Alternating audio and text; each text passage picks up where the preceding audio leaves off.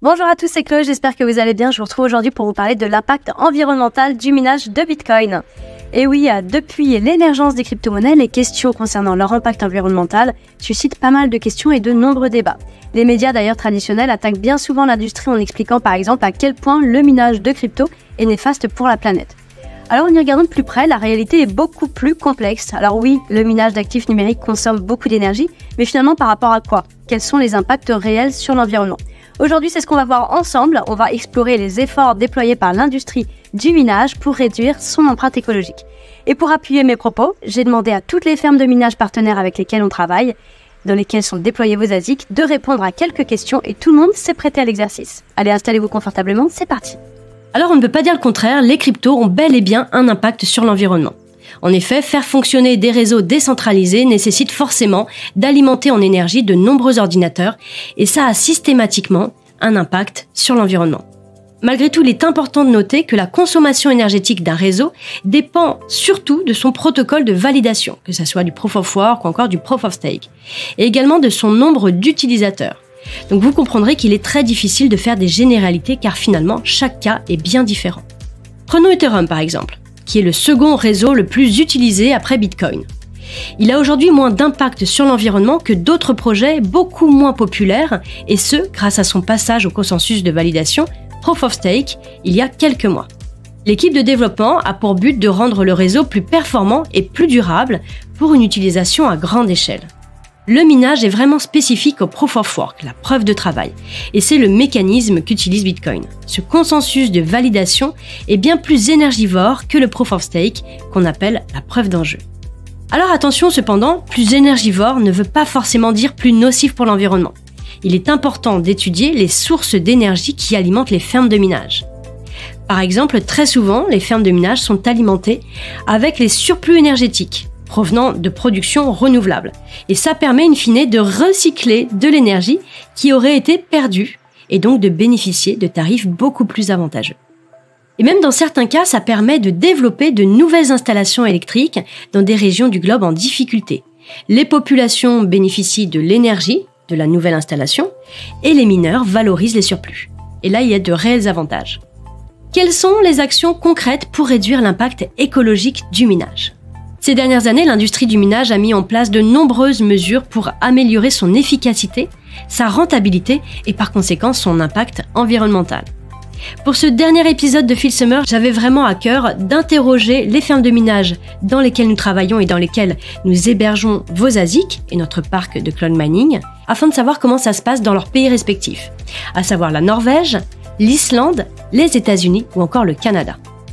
Pour commencer, on leur a demandé de nous rappeler quelle source d'énergie est utilisée pour alimenter leur ferme de minage.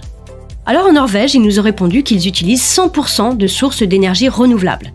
Le mix énergétique indiqué par leur fournisseur Fortum est composé à 95% d'hydroélectricité et à environ 5% d'énergie éolienne. La Norvège a la plus grande part d'électricité produite à partir de sources renouvelables en Europe et les émissions les plus faibles du secteur de l'électricité. Ils nous précisent que les proportions réelles de leur énergie fluctuent en fonction des précipitations et des conditions de vent. Comme la production d'énergie éolienne peut varier considérablement, la part moyenne de l'énergie éolienne dans leur consommation d'énergie est d'environ 5% pour l'année écoulée. La Norvège s'engage à utiliser 100% de ressources d'énergie renouvelable pour toutes leurs activités. Si vous voulez plus de détails sur le système d'approvisionnement en électricité norvégien, je vous mets un lien juste ici. En Islande, la réponse a été beaucoup plus courte mais très efficace, 25% de géothermie et 75% d'hydro. Aux États-Unis, la dernière ferme avec qui nous avons signé un accord, ils nous ont précisé qu'ils utilisent un mélange d'énergie de réseau fourni par un certain nombre de fournisseurs. Tous les fournisseurs proposent un mélange d'énergie dont la part renouvelable augmente chaque année afin de s'aligner sur l'initiative américaine en faveur de l'environnement et du carbone. Aux USA, il faut savoir qu'ils sont très à cheval sur cette métrique. Les délais d'ouverture des fermes peuvent être très longs si les sources d'énergie ne sont pas validées par l'État. Aux US, on mine, mais le plus propre possible. Faisons maintenant un petit tour au Canada. On nous a répondu que Québec produit plus de 99% de son électricité à partir de l'eau, donc de l'hydro, une source d'énergie propre et renouvelable. Et ils développent leur projet en utilisant les meilleures pratiques et des solutions technologiques innovantes afin de limiter et d'atténuer les impacts environnementaux. Aussi, on leur a posé une question qui revient très souvent sur le support client. Si je ne souhaite pas récupérer ma machine de minage, dans le cas où ma machine est obsolète, dans le cas où ma machine n'est plus rentable, que faites-vous du matériel? Vous savez, chez Filmmining, on vous propose soit de récupérer votre matériel, soit de faire une mise au rebut. Et bien derrière le terme mise au rebut, qu'est-ce qui se passe derrière? En Norvège et au Canada, on nous a répondu qu'ils réutilisent 100% des pièces comme pièces de rechange pour d'autres machines ou alors qu'ils les donnent à d'autres fermes de minage qui pourraient en avoir besoin.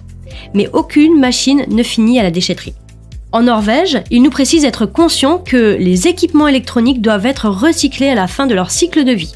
Comme ils opèrent dans un pays où les normes de recyclage sont très élevées, ils peuvent garantir une élimination efficace et éthique des déchets.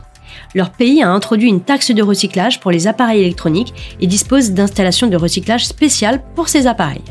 En Islande, ils sont organisés différemment. C'est une entreprise de recyclage islandaise qui passe les récupérer et les recycle.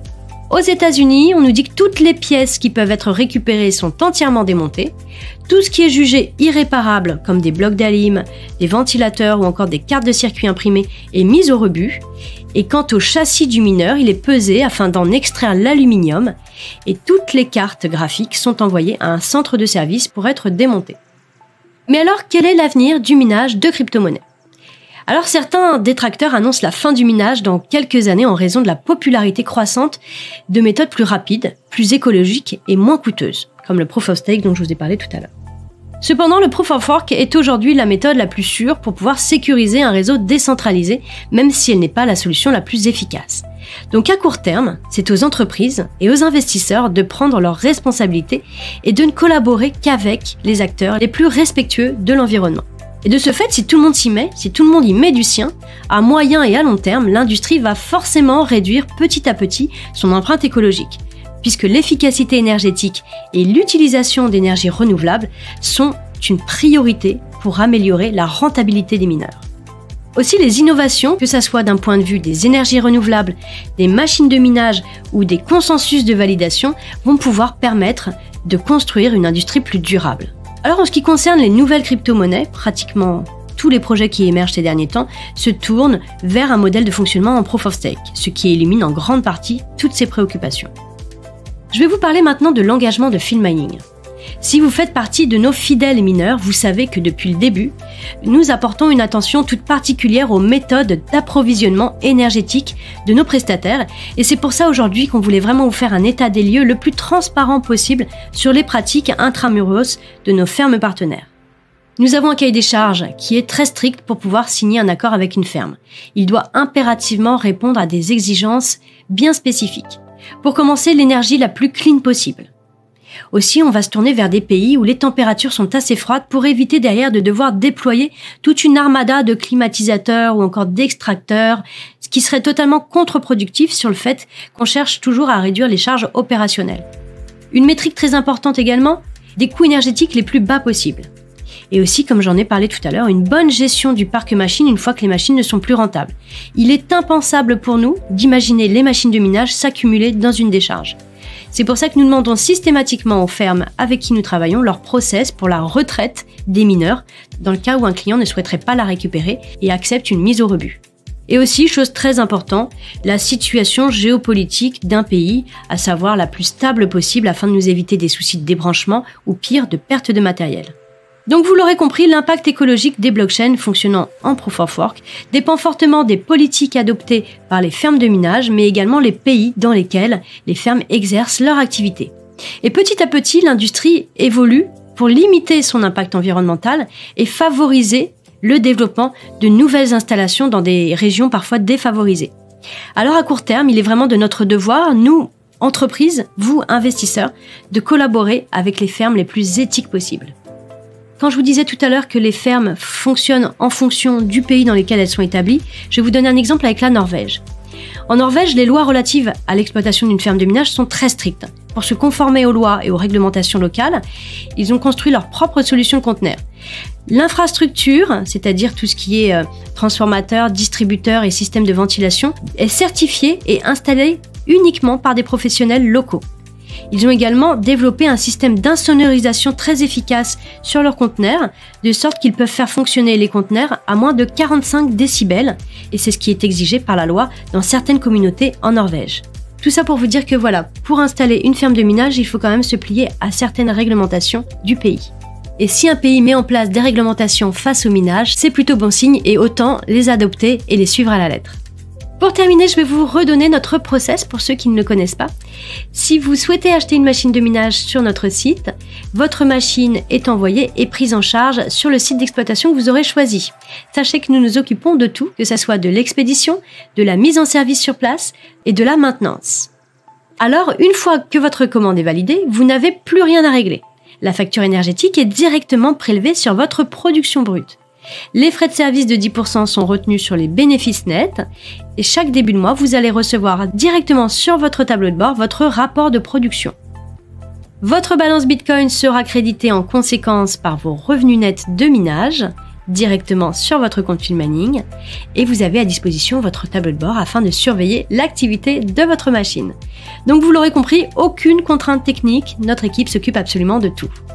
Vous avez également la garantie constructeur par défaut qui est de 6 mois et qui est activée à compter du moment où la machine est mise en service sur site. Mais si vous souhaitez plus, vous pouvez. Nous proposons également une extension de garantie de 18 mois, ce qui vous amène à 24 mois de sérénité. Cette garantie assure un remplacement des pièces défectueuses si la machine en a besoin, le prêt d'une machine équivalente de notre parc si votre machine devait être immobilisée un petit temps pour une réparation, et de cette façon, vous ne serez absolument pas impacté sur vos revenus de minage. Voilà, j'espère que ce contenu vous aura plu. N'hésitez pas à liker, partager et mettre en favori. Pour ma part, il me reste à vous souhaiter un très bon week-end à tous et je vous laisse avec un petit bonus, un extrait vidéo de la ferme des États-Unis. Bon visionnage à tous et à la semaine prochaine.